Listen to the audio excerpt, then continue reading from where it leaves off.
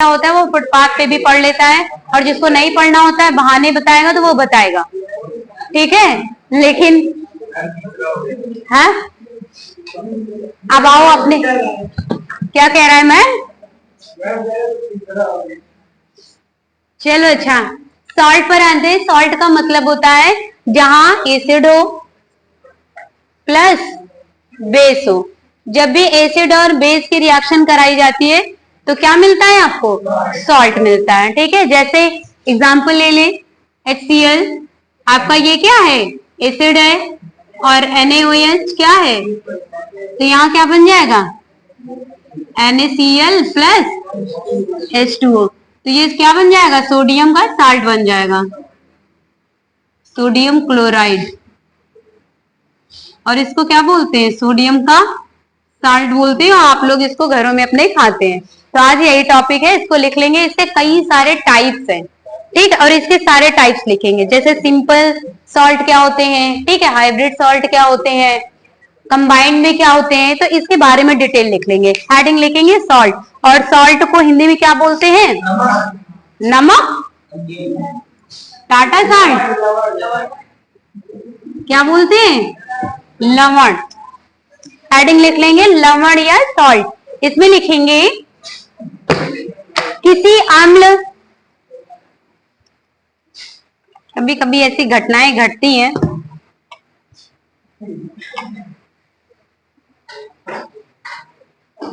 किसी अम्ल एवं क्षार की अभिक्रिया से प्राप्त यौगिक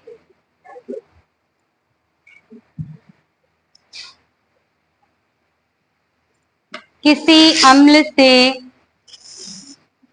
प्राप्त, किसी अम्ल एवं क्षार की अभिक्रिया से प्राप्त यौगिक लवण कहलाता है। प्राप्त यौगिक लवण कहलाता है या सॉल्ट कहलाता है। एग्जाम्पल लिख लेंगे। अच्छा, इसमें ऐसे कितने बच्चे हैं जिनको पोटास एलम का फॉर्मूला पता है? पोटास एलम क्या होता है? यूज करते हो ना? बताओ। अच्छा, एक क्वेश्चन आ गया ना, फिटकरी। पोटास एलम का मतलब क्या होता है? फिटकरी होता है कि फिटकरी होता है? सही कौन सा है, ए कि बी? कौन सा सही है?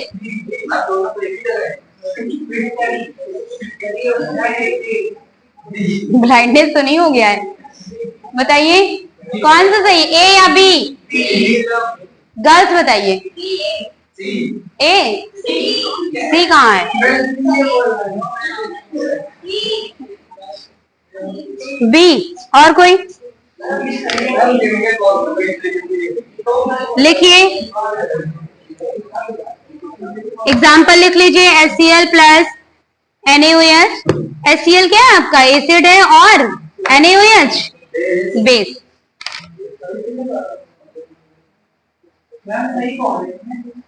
B, B option. नॉट फिटकरी, फिटकरी होता है। हो गया। नेक्स्ट लाइन से लिखेंगे, प्रबल विद्युत अपघट्य होने के कारण, प्रबल विद्युत अपघट्य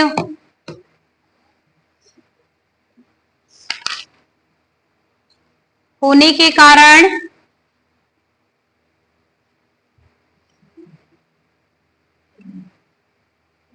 हल लास्ट में तुम लोगों से क्वेश्चन पूछेंगे, पिछला जो हम पढ़ा चुके हैं 10 मिनट रेगुलर अब ये रखेंगे आपके लिए, ठीक है।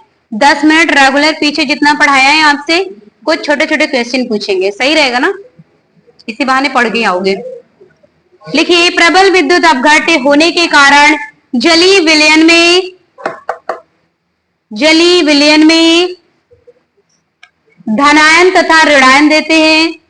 अगर यही NaCl को तोड़ दोगे तो क्या मिल जाएगा? Na plus plus Cl minus. अगर इनको आप पानी में घोलोगे तो क्या मिलेगा? Na प्लस चार्ज और Cl माइनस चार्ज। लिख लीजिए।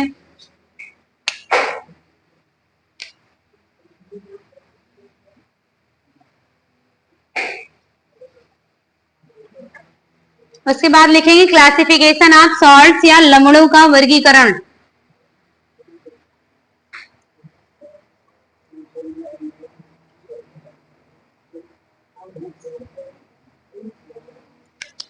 लवणों का वर्गीकरण या क्लासिफिकेशन ऑफ सॉल्ट्स, इसमें लिखेंगे लवणों को निम्नलिखित भागों में वर्गीकृत किया जा सकता है। छुड़िए क्या? लवणों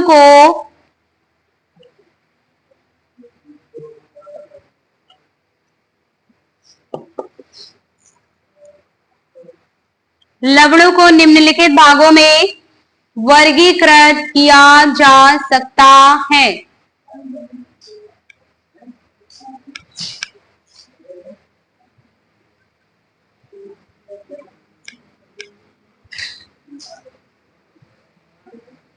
ठीक है, कई टाइप्स के होते हैं, बोर्ड पे देखिए। पहला है आपका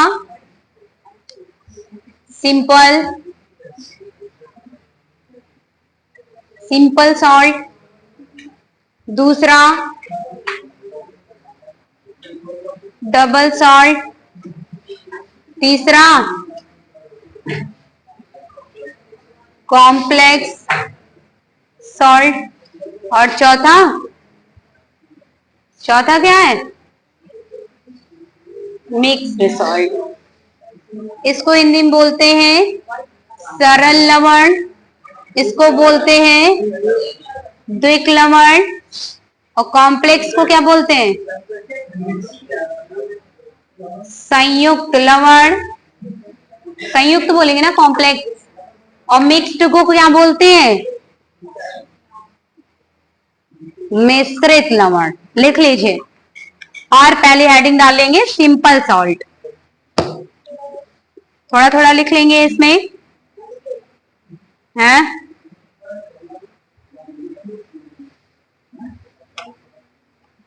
सिंपल भी आपका 3 प्रकार का होता है।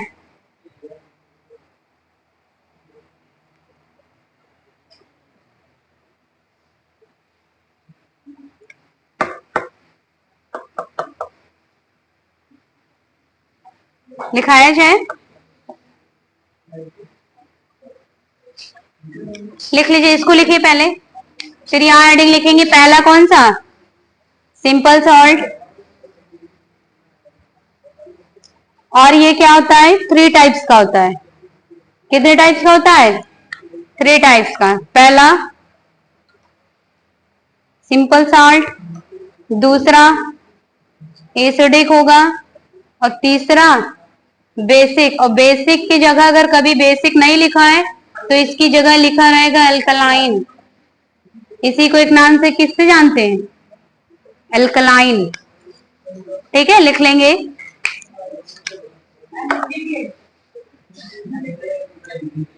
हिंदी में यही बोलते हैं। हिंदी में क्या बोलेंगे? सिंपल 2 बार लीजिएगा। नॉर्मल होता है भाई इसका टाइप। नॉर्मल का हिंदी में क्या कहेंगे? सामान्य ना। सामान्य लवण। एसिडिक को अम्लीय लवण, और इसको क्षारीय लवण। हो गया। ठीक है, पहली हेडिंग लिखेंगे नॉर्मल सॉल्ट। समझ आया? पढ़ क्या रहे हैं? क्या नहीं समझ में आया? सिंपल सॉल्ट के 3 टाइप्स होते हैं, उसमें पहला टाइप लिखेंगे नॉर्मल सॉल्ट या सामान्य लवण। लिखाया जाए, लिखिए इसमें। किसी अम्ल के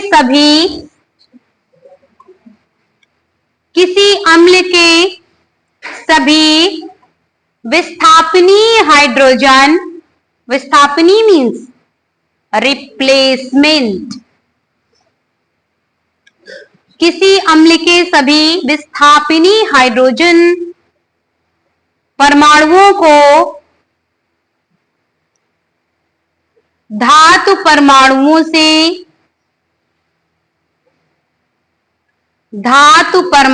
से विस्थापित करके बने लवणों को बने लवणों को सामान्य या नॉर्मल लवण कहते हैं।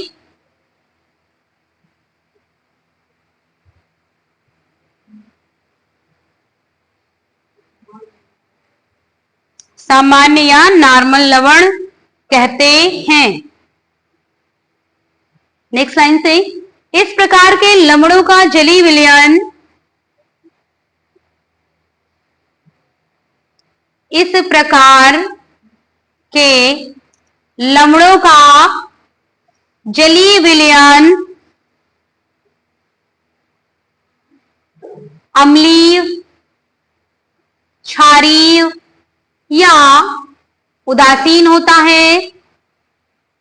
अम्लीय, क्षारीय या उदासीन होता है। एसिडिक, बेसिक या न्यूट्रल। जो लवण में उपस्थित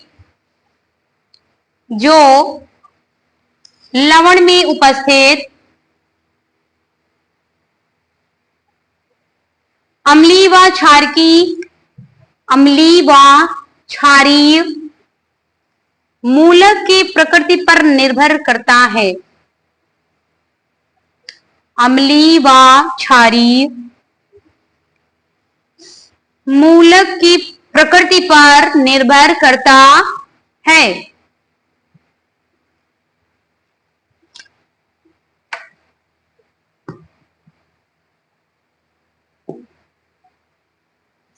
लिख लिया?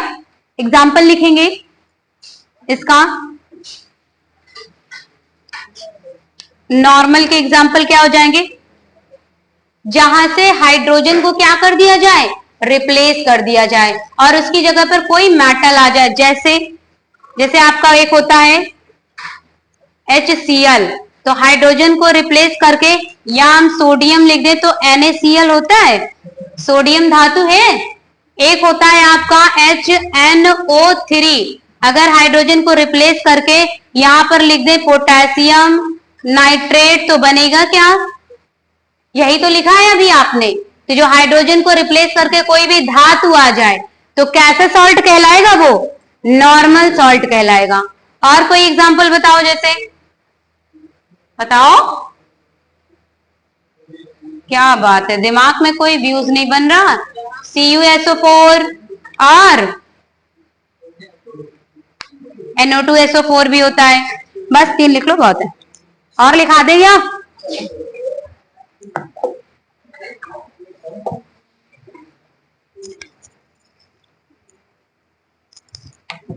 नेक्स्ट हेडिंग लिखेंगे एसिडिक सॉल्ट या अम्लीय लवण। एसिडिक सॉल्ट या अम्लीय लवण।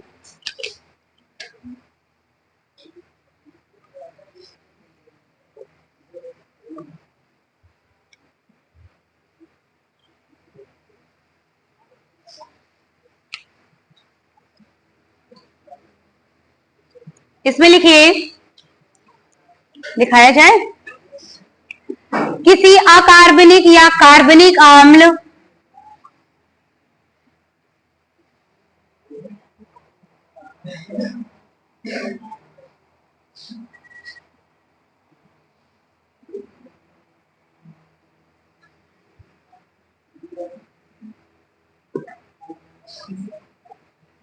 किसी अकार्बनिक या कार्बनिक अम्ल के विस्थापनी हाइड्रोजन परमाणुओं के विस्थापनी हाइड्रोजन परमाणुओं के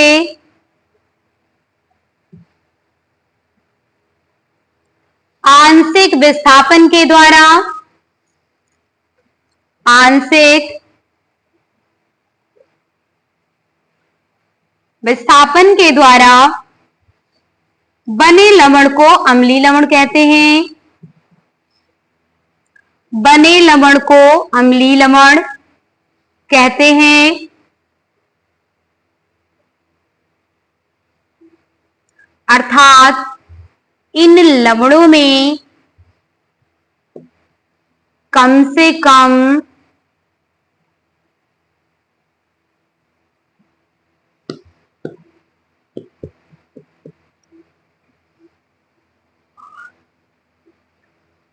एक विस्थानी हाइड्रोजन परमाणु, एक विस्थानी हाइड्रोजन परमाणु अवश्य होता है।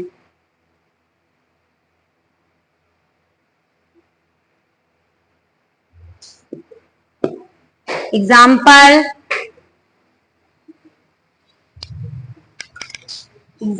जैसे एसिडिक का लिख लीजिए NaHSO4 और सोडियम बाइकार्बोनेट का फॉर्मूला क्या होता है?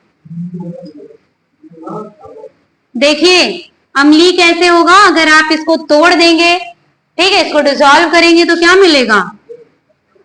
Na plus charge plus H plus charge मिलेगा प्लस SO2 माइनस चार्ज, ये मिलेगा आपको। पहले एग्जांपल ये लिख लीजिए, दूसरे स्टेप में ये रिएक्शन लिखिए और इसके नीचे एक लाइन लिखिए। एग्जांपल लिख लीजिए पहले NaHSO4 NaHCO3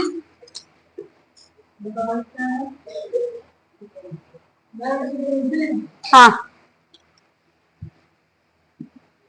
कारण लिख लो इसका। ये इस प्रकार के सभी लवण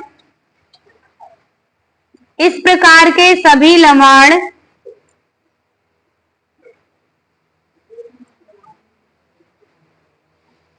प्रकार के सभी लवण विलयन में H प्लस आयन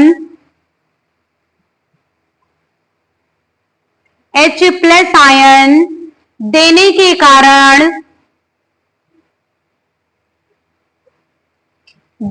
कारण अम्लीय प्रकृति दिखाते हैं। अगर एग्जाम्पल कभी आए कि इसमें अम्लीय सॉल्ट कौन सा है, तो आप पहले इसको तोड़ेंगे चार्जेस में। अगर वहां पे आपको हाइड्रोजन प्लस चार्ज दिखता है तो कैसा होगा? कंपाउंड कैसा होगा आपका? अम्लीय होगा, ठीक है। नेक्स्ट हेडिंग डालेंगे क्षारीय लवण या बेसिक सॉल्ट।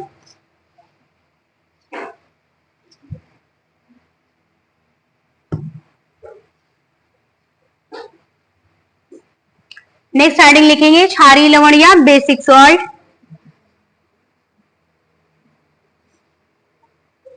इसमें लिखेंगे जिस लवण के अणु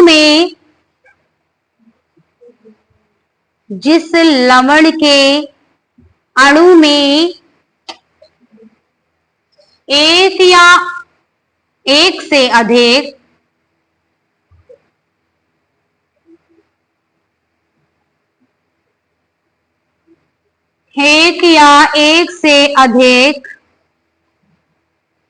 विस्थापनीय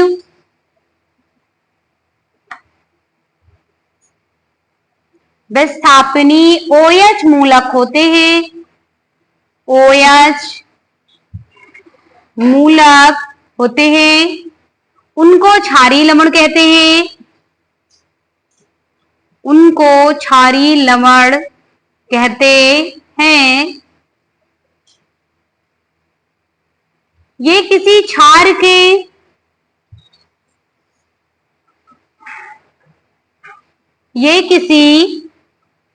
के आंशिक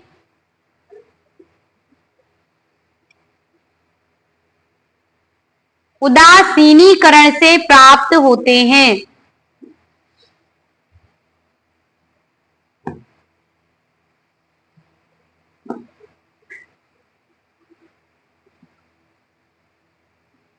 हो गया। एग्जाम्पल लिख लीजिए, जैसे बेसिक का क्या क्या एग्जाम्पल आ जाएगा, जैसे ZnOH Cl MgOH Cl और बताओ FeOH का ट्वाइस Cl। अगर देखिए, जैसे अगर हम यहां पर Mg को तोड़े, MgOH Cl, अगर इसको हम तोड़े या डिसॉल्व करें तो इसमें क्या मिल जाएगा? कितने चार्ज होता है mg? +2 चार्ज, ठीक है, plus OH negative plus Cl negative. अगर देखो यहाँ तोड़ने पे OH मिला तो ये कैसा होगा आपका? बेसिक सॉल्ट होगा। समझ आया?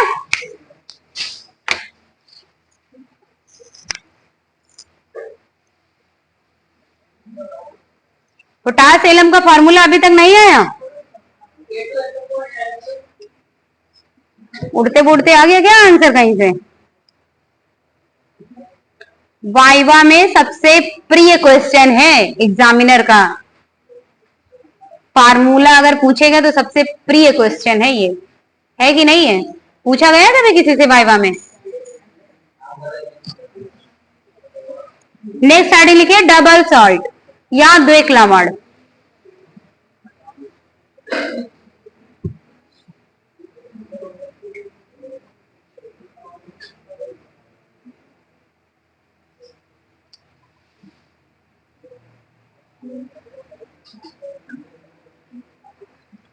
लिखिए, इसमें बोला जाए दो सरल लवणों को, हाँ, द्विक लवण या डबल सॉल्ट। दो सरल लवणों को उनके अणुभार के अनुपात में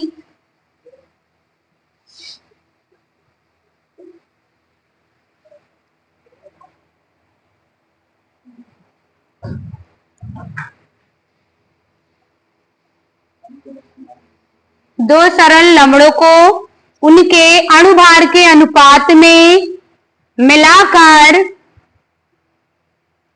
सांद्रित करके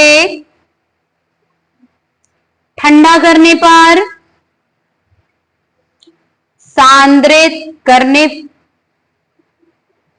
सांद्रित करके ठंडा करने पर प्राप्त एक ही प्रकार के क्रिस्टल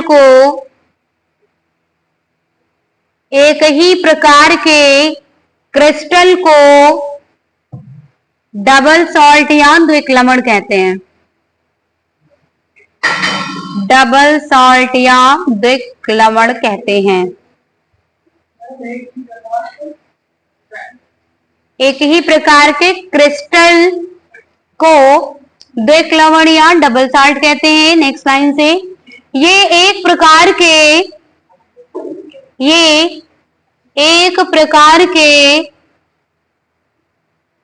योगात्मक यौगिक हैं।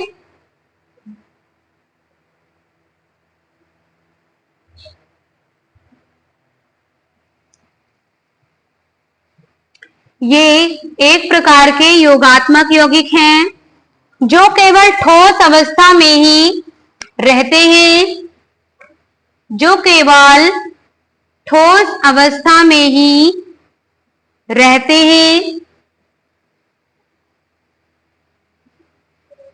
और विलयन में पुनः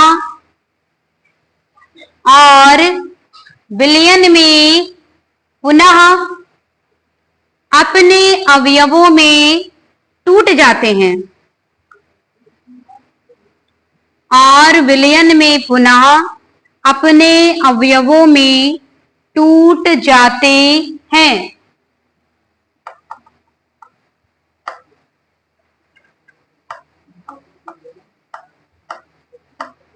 हो गया? एग्जाम्पल लिखिए, जैसे पोटाश एलम।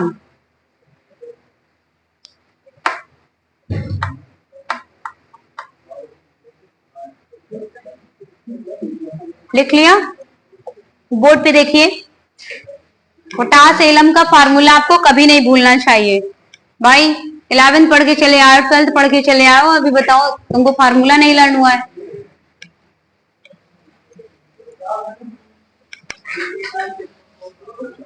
डबल सॉल्ट क्या होते हैं? जब आप इनको पानी में डिजोल्व करोगे तो ये क्या हो जाएंगे? फिर अपने ही फॉर्म में आ जाएंगे। ठीक है, जैसे एग्जांपल लिखिए potash alum.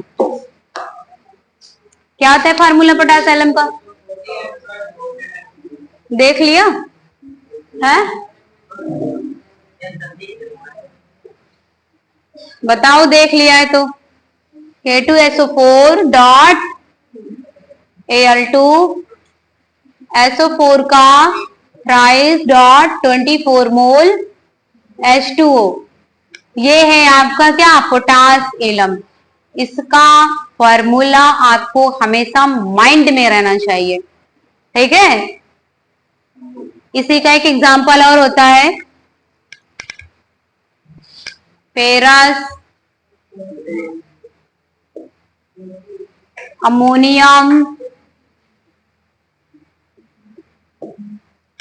Ferrous ammonium sulphate. इसका नाम क्या है, फेरस अमोनियम सल्फेट, और इसका दूसरा नाम है मोहर सॉल्ट। क्या नाम है इसका। ये दोनों ही फॉर्मूले बहुत पूछे जाते हैं पेपर में। सबसे ज्यादा प्रिय क्वेश्चन कौन सा है, पोटास एलम का, ठीक है, लिख लीजिए। ये है डबल साल्ट का एग्जाम्पल।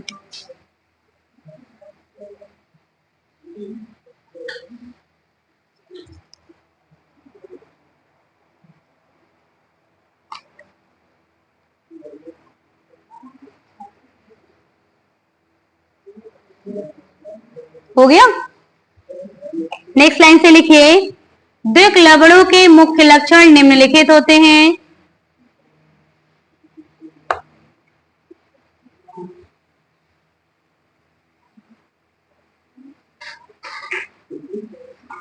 द्विक लवणों के मुख्य लक्षण निम्नलिखित होते हैं। पहला पॉइंट,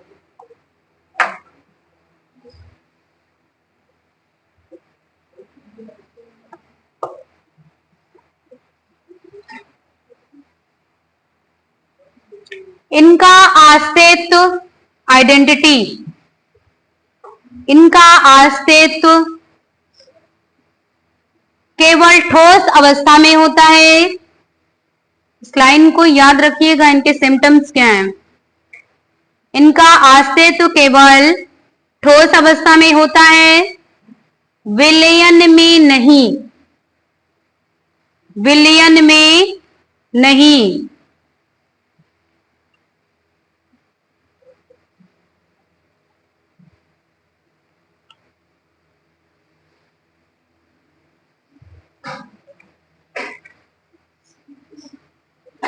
नेक्स्ट पॉइंट, विलयन में ये अपने, विलयन में ये अपने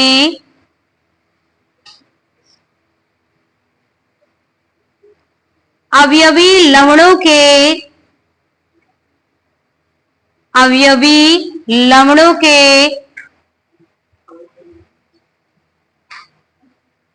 धनायन तथा ऋणायन में, धनायन तथा ऋणायन में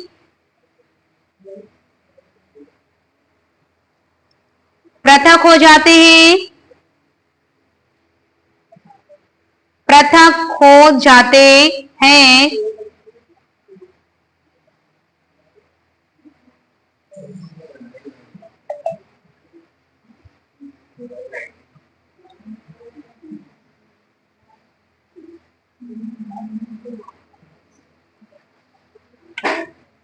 तथा इनका विलयन, तथा इनका विलयन उन सरल लवणों के,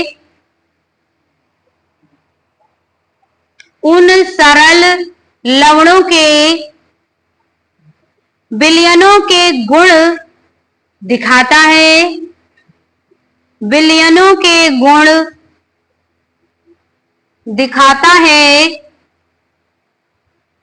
जिनसे मिलकर ये बने होते हैं।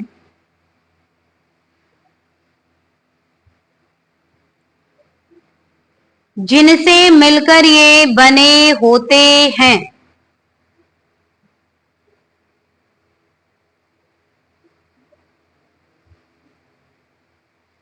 हो गया।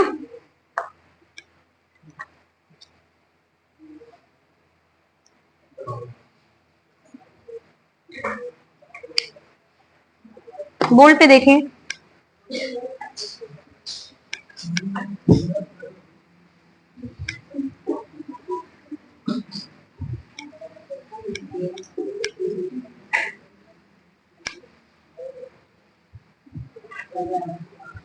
जैसे आपका ये लिखा है पोटास एलम, अगर इसको हम डिसॉल्व करें तो क्या क्या मिलेगा बताइए। पोटेशियम के ऊपर कितना चार्ज होता है +1, सही है जिसने बताया। प्लस एल्युमिनियम के ऊपर +3, वेरी गुड। और सल्फेट, सल्फेट के ऊपर कितने चार्ज -2, +24 मोल H2O। इसमें बताइए आयरन के ऊपर कैसा चार्ज, आयरन के ऊपर कैसा चार्ज, आयरन पॉजिटिव। प्लस अगला है आपका क्या, अमोनियम, कैसा चार्ज होगा अमोनियम, अमोनियम कैसे चार्ज होता है,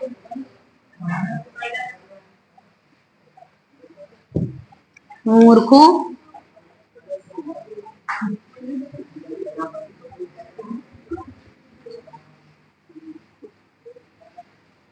ये रिएक्शन लिख लीजिए। चार्जेस निकालना नहीं आता है क्या, सेकंड चैप्टर में ही बताया ना कि चार्ज कैसे निकालना है।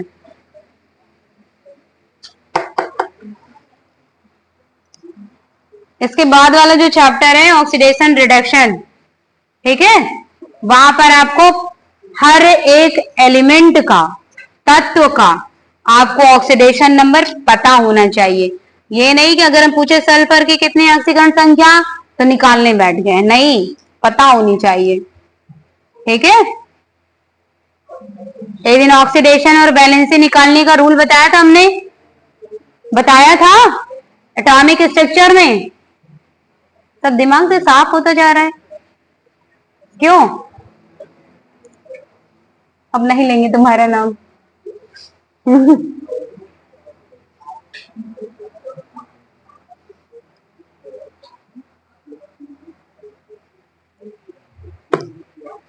रिएक्शन लिख लीजिए। देखो एक डिफरेंस बता दे दोनों में, डिफरेंस क्या होता है। आयरन का देख लो, डिफरेंस देख लो। जैसे ये आयरन है Fe, अरे 2 चार्ज होता है। देखो आयरन के ऊपर अगर 2 चार्ज है तो ये जो कहलाता है ये फेरस कहलाता है।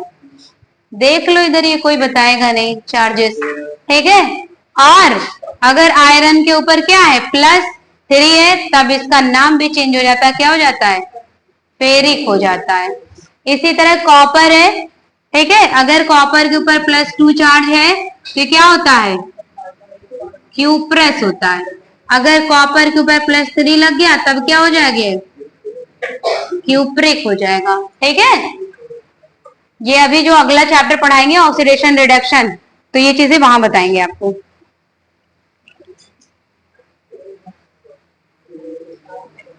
ये सब वाइवा टाइप के क्वेश्चन है, ये वाइवा में बहुत पूछे जाते हैं। अगली हेडिंग लिखेंगे कॉम्प्लेक्स सॉल्ट, कॉम्प्लेक्स सॉल्ट या संकर लवण, और ये हम पढ़ा चुके हैं कोऑर्डिनेशन नंबर।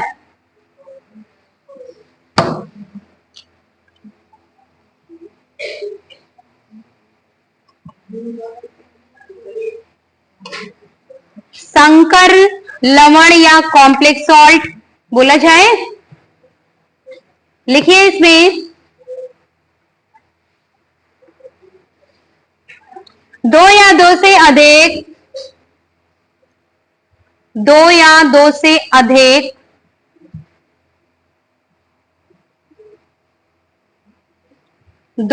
2 से अधिक सरल लवणों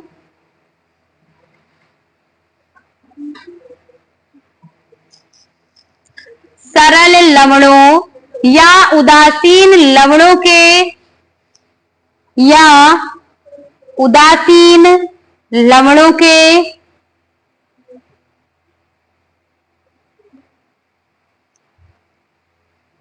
उदासीन अणुओं के संयोग से बने, उदासीन अणुओं के संयोग से बने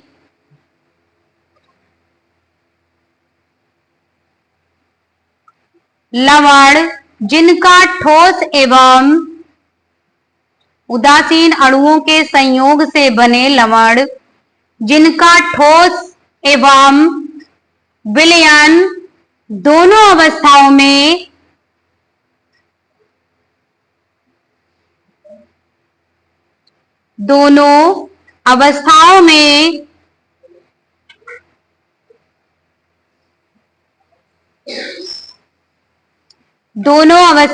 स्वतंत्र अस्तित्व होता है। स्वतंत्र अस्तित्व आइडेंटिटी होता है, संकर लवण कहलाते हैं। संकर लवण कहलाते हैं या कॉम्प्लेक्स सॉल्ट्स। एग्जाम्पल, संकर लवण का एग्जाम्पल बताओ। कोऑर्डिनेशन कंपाउंड पढ़ा चुके हैं।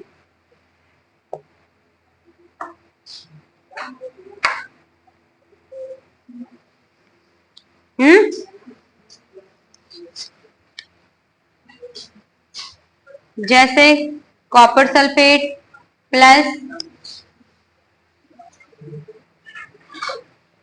NH3 ammonia. अगर इसकी रिएक्शन कराई जाए तो यहां पे आपको कौन सा कॉम्प्लेक्स मिलेगा? Cu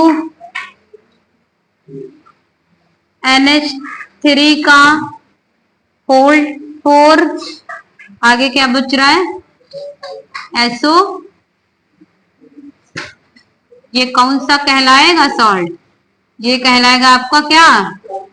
complex salt. ये वाले टाइप्स के हमने रिएक्शन नहीं पढ़ाई आपको, कोऑर्डिनेशन नंबर में पढ़ाया था।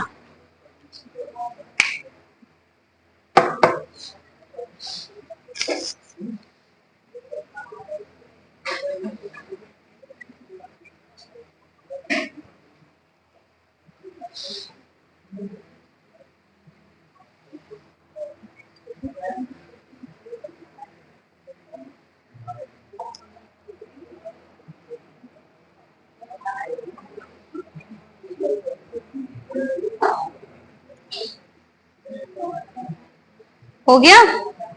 एक रिएक्शन आप लोग कराइए जरा, 6KCl।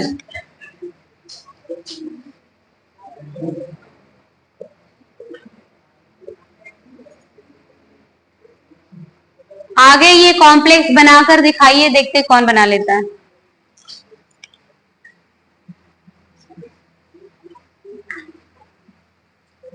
आगे का कॉम्प्लेक्स बनाइए।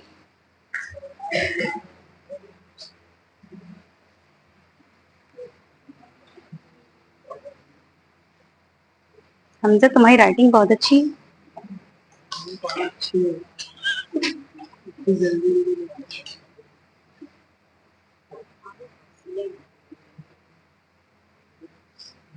मयंक बताओ आगे कौन सा कॉम्प्लेक्स बनेगा?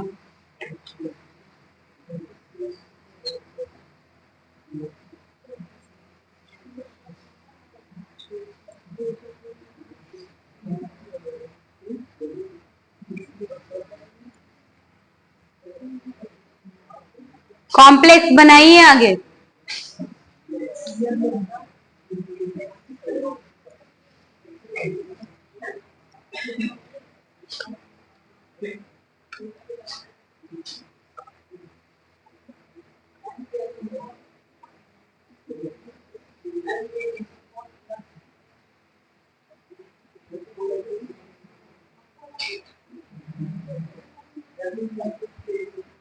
FeCN6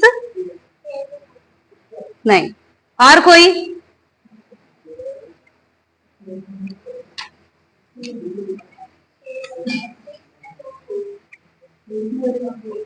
K2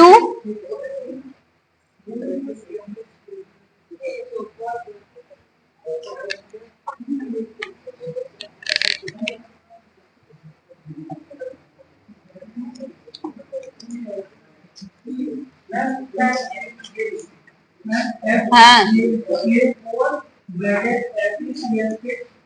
चीटिंग कर लिया कहीं से?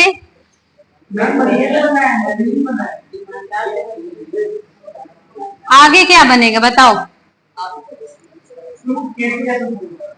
आगे और भी तो कुछ रिलीज होगा। अभी बैलेंस कहाँ है? इधर कितने हैं? K6 है, यहाँ 4 ही है, 2 और बच रहा है ना।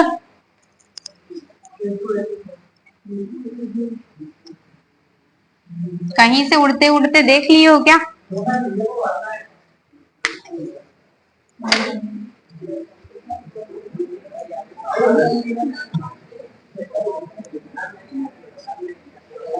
चलिए अगला एक लास्ट बच रहा है, इसको लिख लेंगे हम फटाक से। एग्जाम्पल नोट कर लीजिए ये वाला। कॉम्प्लेक्स सॉल्ट देख लिया कैसे बनता है। डबल सॉल्ट पता है कैसे होता है। सिंपल सॉल्ट पता है सबको। चलो अगला लिखेंगे मिक्स्ड सॉल्ट या मिश्रित लवण।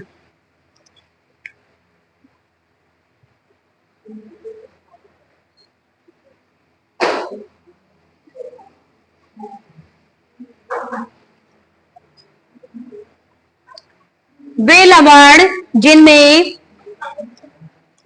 वे लवण जिनमें एक से अधिक अम्लीय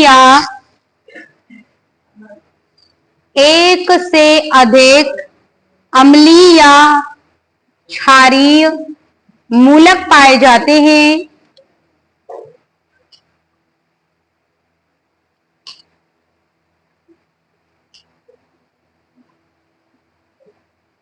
अम्लीय या क्षारीय मूलक पाए जाते हैं, मिश्रित लवण या मिक्स्ड सॉल्ट कहलाते हैं।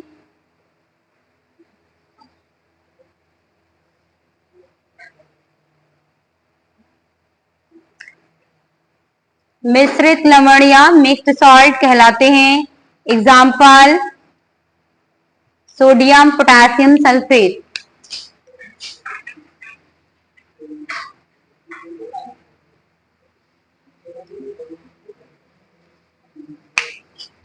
इसमें सोडियम भी है, पोटेशियम भी है और सल्फेट भी है।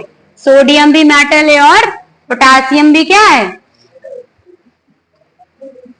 ये चैप्टर आपका फिनिश हो गया है।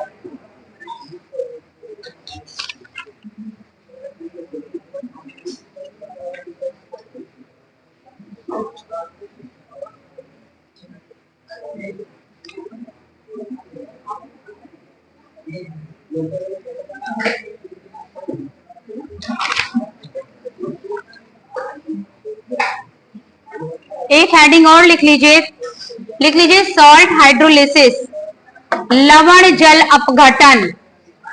लवण जल अपघटन बहुत छोटा सा है, लिख लीजिए लवण जल अपघटन। Salt hydrolysis.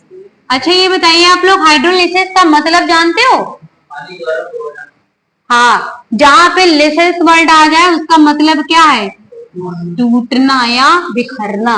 उनके आयंस में वो टूट जाए। जैसे आप क्या करते हो, जब नमक हाथ में लिए रहते हो तो आपको ऐसे दिखाई देता है, जैसे ही आप पानी में डालते हो सोडियम अलग घुल जाता है और क्लोराइड अलग। ठीक है, तो इसको बोलते क्या है? लिसिस।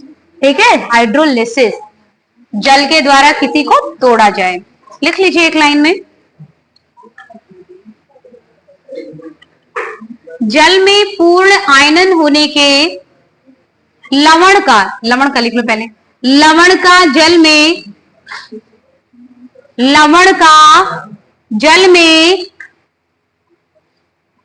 पूर्ण आयनन, लवण का जल में पूर्ण आयनन होने के फलस्वरूप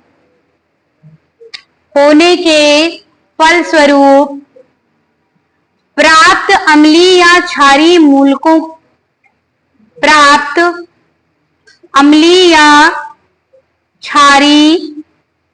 मूलकों या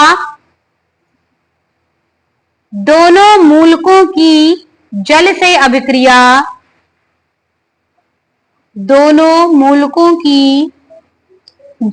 अभिक्रिया कर विलयन को विलयन को अम्लीय या क्षारीय,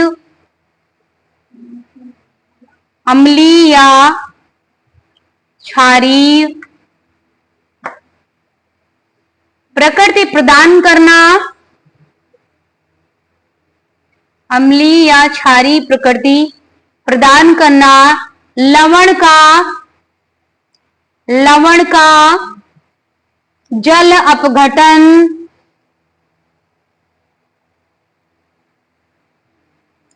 लवण का जल अपघटन कहलाता है।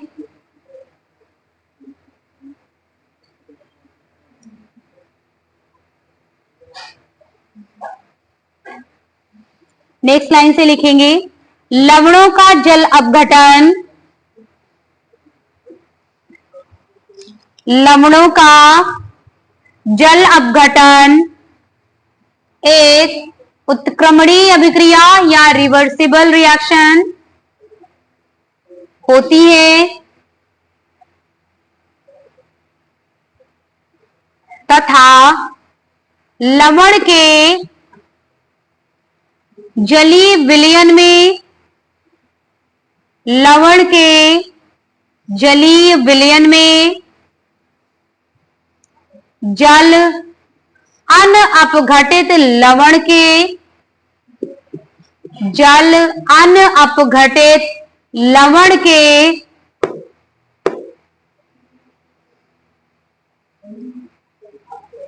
अणुओं तथा जल अपघटन से प्राप्त, अणुओं तथा जल अपघटन से प्राप्त आयनों के बीच, आयनों के बीच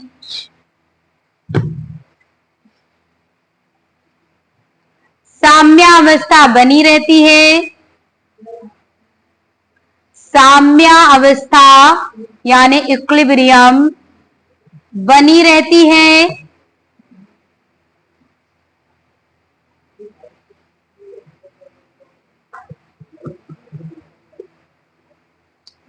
जिसे जल अपघट्य साम्यावस्था कहते हैं, जिसे जल अपघट्य साम्यावस्था कहते हैं।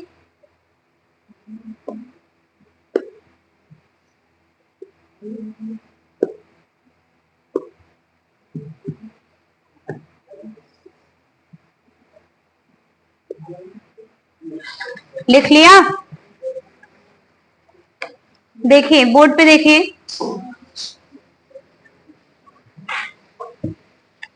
जैसे NH4Cl प्लस, आप क्या करिए, अगर H2O को ओपन करके लिख लें तो कोई दिक्कत? अगर इस H2O को ऐसे लिखा जाए तो कोई दिक्कत है? ठीक है, तो ये क्या हो जाएगा,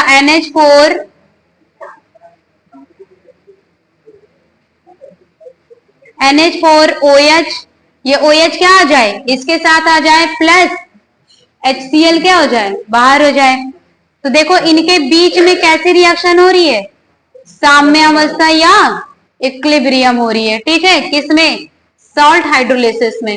ये भी बन सकता है, ये भी बन सकता है। ठीक है, जो प्रोडक्ट बनेगा, प्रोडक्ट को फिर आप रिएक्टेंट में चेंज कर सकते हैं। जैसे और एग्जांपल बताइए, जैसे मान लीजिए यहाँ पे क्या है, अमोनियम ले लिया जाए, प्लस अगर इसमें पानी डाल दिया जाए, अमोनियम कहाँ होता है, अमोनिया होता है। हाँ कह रहे हो तुम लोग, ठीक है। तो यहाँ पर क्या बन जाएगा, इसको भी आप ओपन करके लिख लेंगे। ठीक है, तो क्या हो जाएगा, ऐसे लिखा जा सकता है ओपन करके। यहाँ इधर क्या हो जाएगा, NH, बैलेंस नहीं होगा ना, OH plus H plus ion निकलेगा, NH4 ही लेना पड़ेगा, अमोनियम तभी बनेगा। रिएक्शन लिख लीजिए ये दोनों।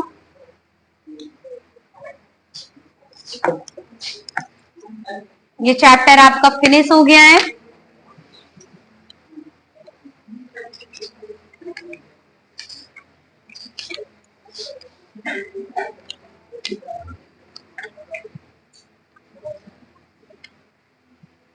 बाकी जो आपका चैप्टर है ऑक्सीडेशन रिडक्शन है, ठीक है, इसको थोड़ा सा पढ़ के आइएगा।